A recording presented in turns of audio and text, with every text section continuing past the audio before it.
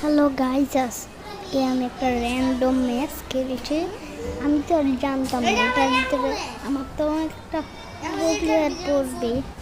এটাকে আমি মারতে পারবো না। আমি জানি এটাকে মারতে পারবো না। আমার মোবাইলটা ওইভাবে একটু ভাঙ্গা, এই জন্য আমি মারতে পারছি না।